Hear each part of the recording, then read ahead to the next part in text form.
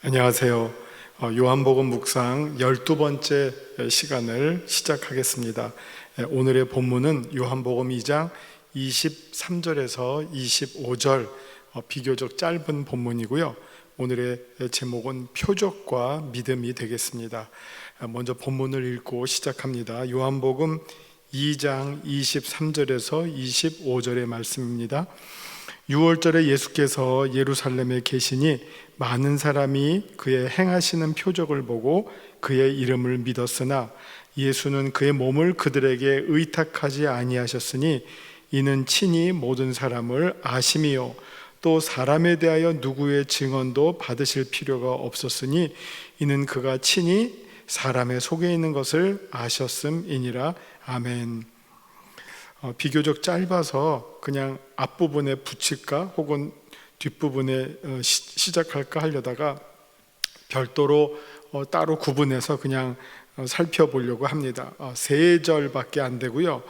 이 안에 뭐 이렇게 큰 대단한 내용은 없는데요.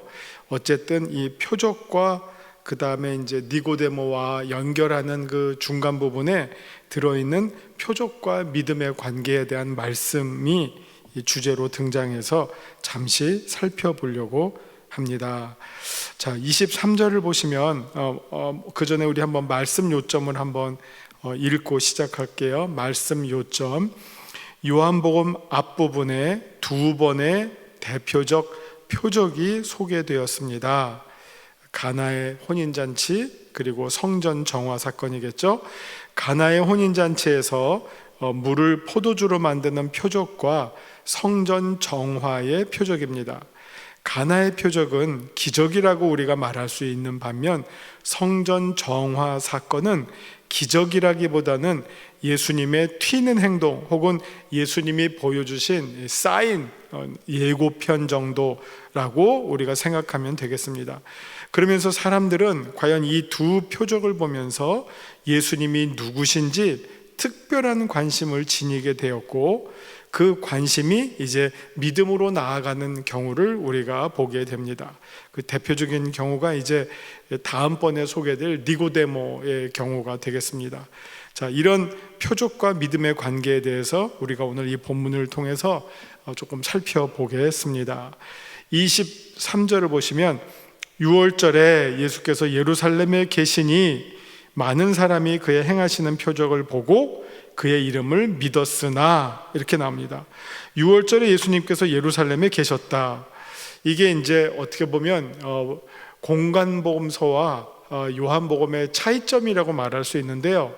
여러분이 공간복음서를 읽으시면 예수님의 이 공생의 사역이 갈릴리로부터 시작해서 쭉 그 예루살렘을 향해서 쭉 상승하는 어떻게 보면 그 십자가를 향해서 쭉 하나의 행진으로 전진해 나가는 그런 일정, 그런 과정을 우리가 복음서를 통해서 보게 됩니다.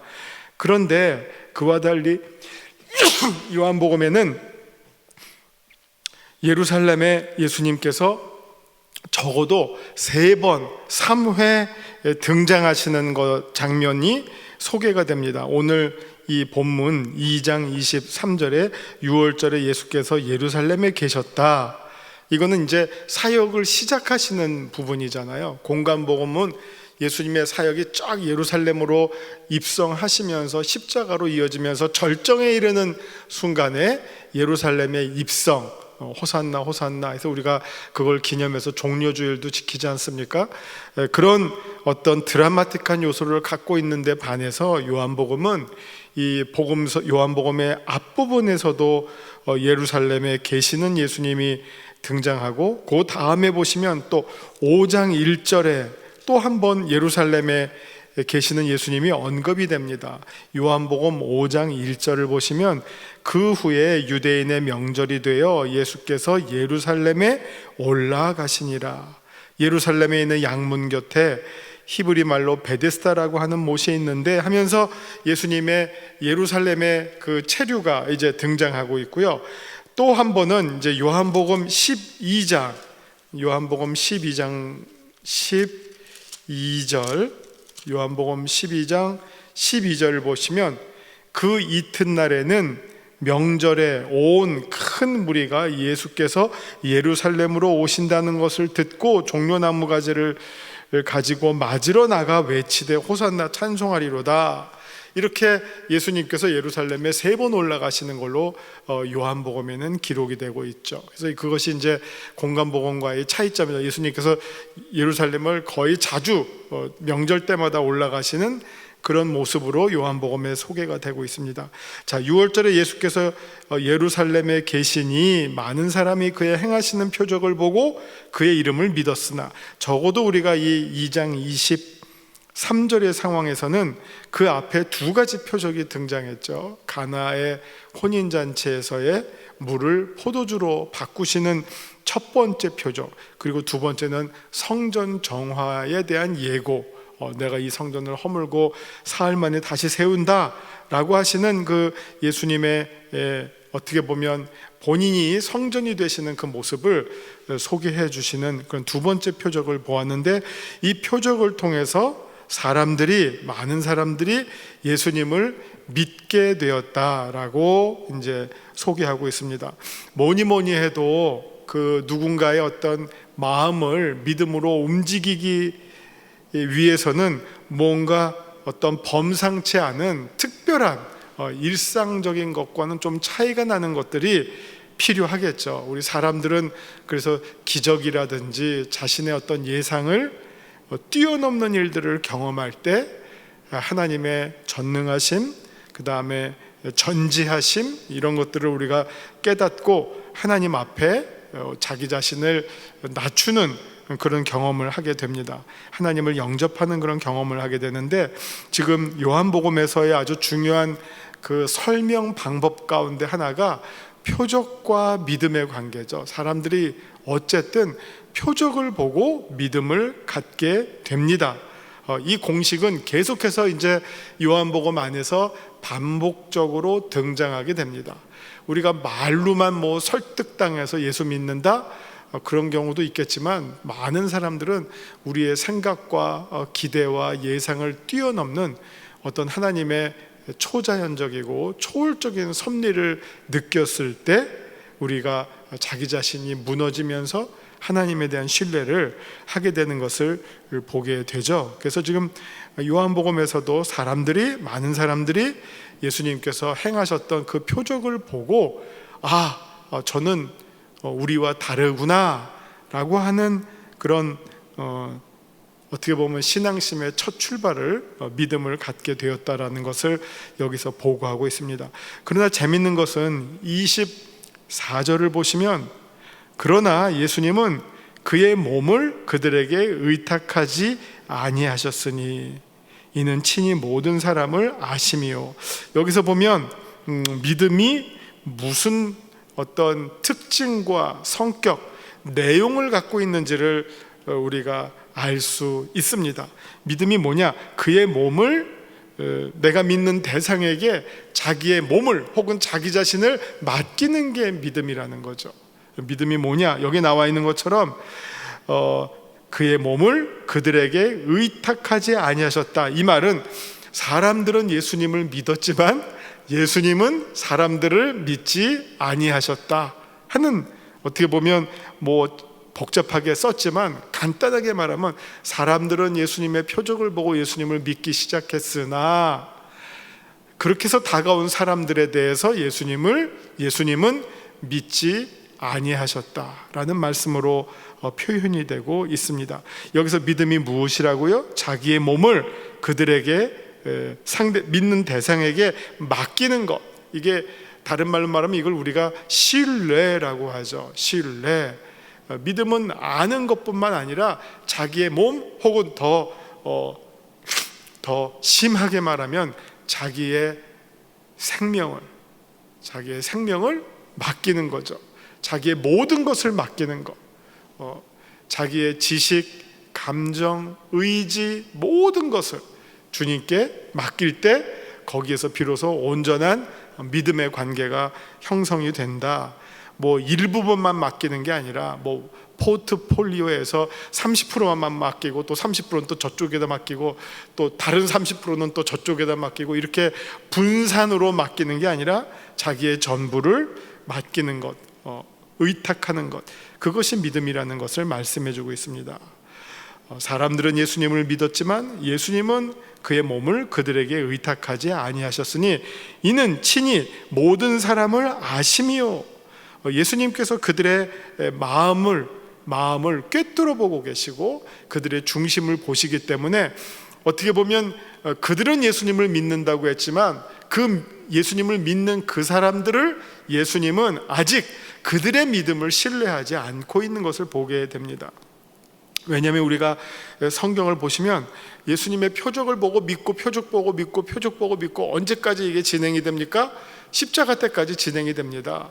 그러면서 근데 그때 그들의 믿음에 아주 중요한 특징이 있죠. 어떤 특징입니까? 자기중심적인 믿음이죠. 내가 예수님을 믿으면 내가 어떻게 되겠다 이거죠. 내가 예수님을 믿으면, 내가 예수님을 따르면 우의정되고 좌의정되겠다, 뭔가 하나 자리를 얻겠다, 뭔가 하나 내가 힘을 부여받겠다, 자기의 목적으로, 자기중심적 목적으로 예수님을 따랐던 경우를 보게 됩니다. 그들은 표적을 볼 때마다 그 마음을 더욱 더 공고하게 확신해 나갔을 것입니다. 맞아, 내가 이렇게 예수님을 따르면 분명히 어떤 좋은 유익을 내가 얻을 수 있을 거야 하는 믿음으로 계속 따라갔습니다. 언제까지 따라갔죠? 십자가까지, 예수님 잡히시기까지. 근데 막판에 예수님께서 로마 군병에게 잡히시고 십자가에 달리시는 진짜 표적을 볼 때 그들은 어떻게 됩니까? 그동안 그들이 믿었던 믿음을 버리고, 왜? 그들이 그동안 믿었던 믿음은 어떻게 보면 자기중심적 믿음이죠. 뭐를 얻으려고 하는 믿음이지 자기 자신을 맡기기 위한 믿음이 아니었죠. 그 믿음, 어떻게 보면 어리석은 믿음, 낮은 수준의 믿음, 어린아이와 같은 믿음이죠. 그 믿음이 예수님 잡히시고 십자가에 달리실 때 그 믿음이 다 무너져 버리죠. 그러니까 처음에 표적을 보고 맞아 하면서 예수님을 따랐던 제자들이 이건 뭐지? 이러면 안 되는데 하면서 떠나버리잖아요. 그러니까 그들의 믿음이 한순간에 무너져 버리는 것을 경험하게 됩니다. 예수님께서 그것을 아셨기 때문에 그들을 믿지 아니하고 그들에게 자기 몸을 의탁하지 아니하셨다. 그 이유가 그들의 중심을 아시기 때문에, 그들의 중심은 아직까지 온전한 믿음이라고 말할 수 없는 어린아이의 믿음, 자기중심적 믿음, 무언가 얻고자 하는 믿음. 우리가 믿음의 단계를 십자가를 통해서 설명을 하곤 합니다. 어떻게 보면 제일 낮은 단계의 믿음은 십자가를 아는 사람, 혹은 십자가를 뭐 이렇게 가지고 있는 사람, 목걸이나 뭐 장신구로 나 십자가 알아, 그 사람이 있겠죠. 그 다음 사람은 어떻게 됩니까? 십자가를 믿는 사람, 나 알지만 내가 그 십자가를 믿어. 그 십자가를 믿을 때 예수님의 보혈의 공로가 우리에게 주어져서 우리가 죄사함을 받게 돼. 그 십자가를 믿는 사람, 처음에 아는 사람, 나 알아. 그 다음에 십자가를 믿는 사람, 그 다음에 십자가를 지고 예수님을 따르는 사람. 좀 더 높겠죠? 높은 수준이죠? 자기 십자가를 지고 누구든지 나를 따르고자 하면 어떻게 합니까? 자기를 부인하고 자기 십자가를 지고 예수님을 따르는 사람들, 성숙한 믿음이 되겠죠? 그러나 제일 마지막에는 어떤 십자가입니까? 예수님과 함께 매달리는 십자가. 예수님을 따랐어요. 내 십자가를 지고 예수님을 따랐어요. 그 마지막은 무엇입니까? 예수님과 함께 십자가에 매달리는 거죠. 그런 믿음을 쭉 비교해 봤을 때 아직 사람들의 믿음은 낮은 수준의 믿음이었다는 거죠. 어리석은 믿음, 자기중심적인 믿음, 유치한 믿음. 그래서 그 사람들의 중심을 보시고 예수님은 아직 그들에게 크게 신뢰하지 않으셨다 하는 말씀이 24절의 말씀이 되겠죠. 자, 그 다음에 25절. 또 사람에 대하여 누구의 증언도 받으실 필요가 없었으니 이는 그가 친히 사람의 속에 있는 것을 아셨음이니라. 자, 여러분, 우리가 잘 아는 너희가 증인이 되리라, 땅끝까지 증인이 되리라, 사도행전 1장 8절의 말씀이에요. 근데 그 앞에 어떨 때 증인이 됩니까? 너희가 표적을 보고 내 증인이 되리라? 아니에요. 표적을 10번 보고 내 증인이 되리라? 아니에요. 물론 표적을 보고 증거할 수 있죠. 그러나 그게 예수님께서 말씀하신 온전한 의미의 제자로서의 증거가 아니에요. 언제 증거가 됩니까? 어느 때 증인이 됩니까? 언제 주님이 사람들의 혹은 제자들의 증언을 받으십니까? 여기 지금 증언을 받으실 필요가 없었다, 사람에 대해 누구의 증언도 받으실 필요가 없었다 라고 25절에서 말씀하고 있는데, 언제 사람들의 증언을 받으시게 됩니까? 십자가, 부활, 승천, 그리고 제자들에게 말씀하시기를 내가 승천한 다음에 너에게 보혜사 성령이 임하시니 너희가 성령이 너희에게 임하게 되면 너희가 땅끝까지 이르러 내 증인이 되리라. 무슨 것에 대한 증인이 됩니까? 가나의 표적, 성전정화의 표적, 그런 것도 가능하겠죠. 그러나 궁극적으로 십자가와 부활이라고 하는 결정적인 표적, 마지막 표적, 십자가와 부활, 그가 우리를 위하여 십자가에 달리셨고 우리를 위하여 부활하셨다, 우리보다 먼저 부활하셨다. 이 결정적인 표적이죠. 이 표적에 대해서 이제 제자들이 증인이 됩니다. 그 전까지는 그들의 온전한 증인의 역할을 했다라고 말할 수가 없죠. 말하기가 부족하죠. 그런 내용이 오늘 여기에 있습니다. 그 예수님께서 친히 사람의 속에 있는 것을 아셨기 때문입니다. 이 요한복음에서 이 앞부분에 예수님께서 사람들의 마음을 아신다, 사람들의 중심을 아신다, 사람들의 속마음을 아신다 하는 말씀이 계속 나오고 있어요. 왜냐하면 이게 어떻게 보면 구약에서는 이렇게 사람의 중심을 아시는 분은 여호와 하나님이신데, 예수님도 그것을 똑같이 아신다 함을 통해서 예수님의 전지전능함, 예수님의 성자 되심, 예수님의 하늘의 하나님의 아들 되심을 똑같은 수준으로 선포해주고 있는 것을 우리가 보게 됩니다. 그래서 짧지만 여기에 이제 이런 내용들이 담겨져 있는 것을 보시게 됩니다. 자, 말씀 산책입니다. 유인물 보시겠어요? 23절, 이 절의 정확한 내용은 6월절 시즌에 예수님께서 여러 표적을 행하셨다라고 하고, 그 표적으로 인해 6월절 예루살렘에 오는 많은 사람들이 예수님을 믿게 되었다라고 하는 내용입니다. 요한복음에서의 표적의 기능은 사람들로 하여금 믿게 하는 데에 있습니다. 요한복음 20장, 이게 아주 결정적으로 정리해주는 말씀이죠. 이 요한복음은 아주 교육적인 복음이라서요, 필요한 친절한 말씀들이 많이 있어요. 요한복음 20장 30절 31절, 예수께서 제자들 앞에서 이 책에 기록하지 아니한 다른 표적도 많이 행하셨으나 오직 이것을 기록하면, 이 표적의 목표가 여기 나오죠. 너희로 예수께서 하나님의 아들 그리스도이심을 믿게 하려 하며 또 너희로 믿고 그 이름을 힘입어 영생을 얻게 하려 함이니라. 믿게 하고 영생을 얻게 하려 한다. 그래서 이런 작은 표적들이 계속 모여지고, 그래서 마지막에 십자가와 부활이라고 하는 결정적인 표적을 통해서 우리가 우리 도마처럼 흩어졌던 제자들이 돌아와서 다시 부활하신 예수님을 만나고 성령의 충만함을 받으면서 그리스도의 제자로서 비로소 데뷔하게 되는 것처럼 표적을 통해서 믿게 됩니다. 또 그래서 요한복음에서의 표적의 기능은 사람들로 하여금 믿게 하는 데 있습니다. 그런데 사람들이 과연 표적을 보고 참 믿음, 즉 구원에 이르는 믿음, 영생을 얻게 하는 믿음을 갖게 되었는지는 별도의 문제입니다. 이거는 처음에는 아직 미숙하고요, 점점 진행이 되면서 마지막에 십자가와 부활을 경험한 다음에 영생을 얻는 믿음을 성령께서 부어주실 때 얻게 되었다는 것을 우리가 알고 있죠. 24절 앞에서 별도였다는 설명이 바로 24절에 나옵니다. 표적을 보고 예수님을 믿게 되고 따르게 된 많은 사람들에 대해서 예수님은 그다지 신뢰하지 않았던 것으로 보입니다. 예수님께서 사람들의 속마음을 꿰뚫어 보실 수 있으셨기에 겉으로 나타나는 반응에 일희일비하시지 않으셨습니다. 이는 다음 장에 등장하는 니고데모와의 대화에서 분명하게 드러나는 사실입니다. 사람들이 표적을 보고 예수님을 따르게 되었지만 궁극적으로는 거듭나지 않고는 하나님 나라를 볼 수 없는 것입니다. 하나님 나라를 본다는 것은 자기 중심의 신앙으로부터 벗어나서 하나님 중심의 신앙을 갖게 되는 것을 말합니다.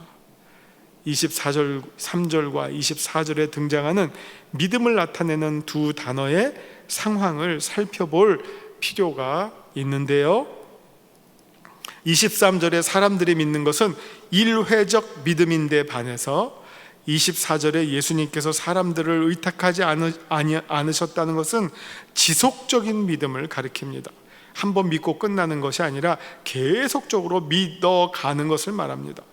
설사 사람들이 일회적으로 예수님을 믿었다 한들 예수님은 사람들의 그 믿음에 아직은 깊이 신뢰하지 않으셨습니다.